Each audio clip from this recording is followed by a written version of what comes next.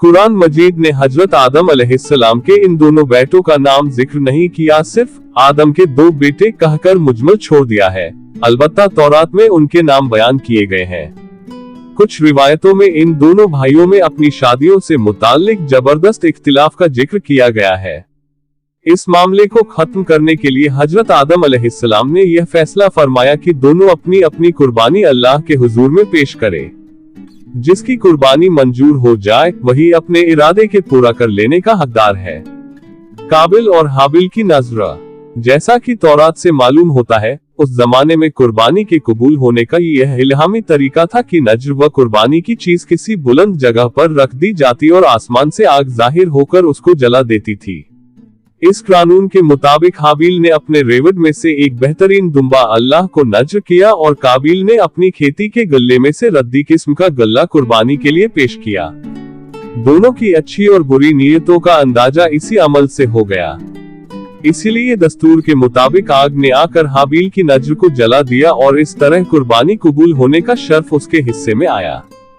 काबिल अपनी इस तौहीन को किसी तरह बर्दाश्त न कर सका और उसने गज़ब व गज़ब में आकर हाबिल से कहा कि मैं तुझको कत्ल किए बगैर न छोड़ूंगा ताकि तू अपनी मुराद को न पहुंच सके। हाबिल ने जवाब दिया, मैं तो किसी तरह तुझ पर हाथ न उठाऊंगा, बाकी तेरी जो मर्जी आए वह कर। रहा कुर्बानी का मामला, सो अल्लाह के यहाँ नेक नियत ही की नज्र कबूल हो सकती है। वहाँ बदनीयत की न धमकी काम आ सकती है और न बेवजह गम व गुस्सा, और इस पर काबिल ने गुस्से से बहुत ज्यादा भड़क कर अपने भाई हाबिल को मार डाला। कुरान पाक में न शादी से मुताल्लिक इख्तिलाफ का जिक्र है और न इन दोनों के नामों का जिक्र है, सिर्फ कुर्बानी नजर का जिक्र है और इस रिवायत से ज्यादा हाबिल की लाश के दफन से मुताल्लिक यह इजाफा है। कत्ल के बाद काबिल हैरान था कि इस लाश का क्या करें। अभी तक आदम की नस्ल मौत से दो चार नहीं हुई थी और इसीलिए हजरत आदम अलैहिस्सलाम ने मुर्दे के बारे में अल्लाह का कोई हुक्म नहीं सुनाया था। यकायक उसने देखा कि एक कौवे ने जमीन कुरेद कर गड्ढा खोदा। काबिल इसे देखकर चेता कि मुझे भी अपने भाई के लिए इसी तरह गड्ढा खोदना चाहिए, और कुछ रिवायतों में है कि कौवे ने दूसरे मुर्दे कौवे को उस गड्ढे में छुपा दिया। काबिल ने ये देखा तो अपनी नाकारा जिंदगी पर बेहद अफसोस किया और कहने लगा कि मैं इस जानवर से भी गया गुजरा हो गया कि अपने इस जुर्म को छुपाने की भी अहलियत नहीं रखता।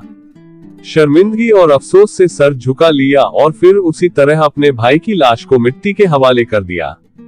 इस वाकये के बयान के बाद कुरान पाक में आता है कि इसी वजह से लिखा हमने बनी इज़राइल पर कि जो कोई कत्ल करे एक जान को बिला एवज जान के या फसाद करने की गर्ज से, तो गोया उसने कत्ल कर डाला उन सब लोगों को, और जिसने जिंदा रखा एक जान को तो गोया जिंदा कर दिया सब लोगों को।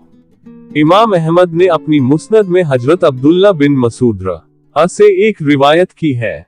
अल्लाह के रसूल सल्लल्लाहु अलैहि वसल्लम ने फरमाया कि दुनिया में जब भी कोई जुल्म से कत्ल होता है तो उसका गुनाह हजरत आदम अलैहिस्सलाम के पहले बटे काबिल की गर्दन पर जरूर होता है, इसलिए कि वह पहला आदमी है जिसने जालिमाना कत्ल की शुरुआत की और यह नापाक सुन्नत जारी की।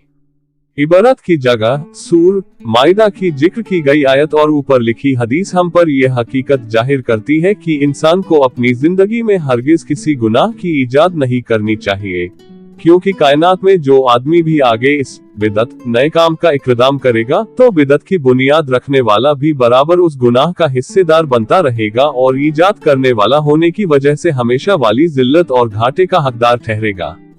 नऊज़ुबिल्लाहि मिन ज़ालिक। हजरत आदम अलैहिस्सलाम के इन दो बेटों का जिक्र सूरह माइदा में किया गया है। इस्लामिक किस्से के लिए हमारे चैनल को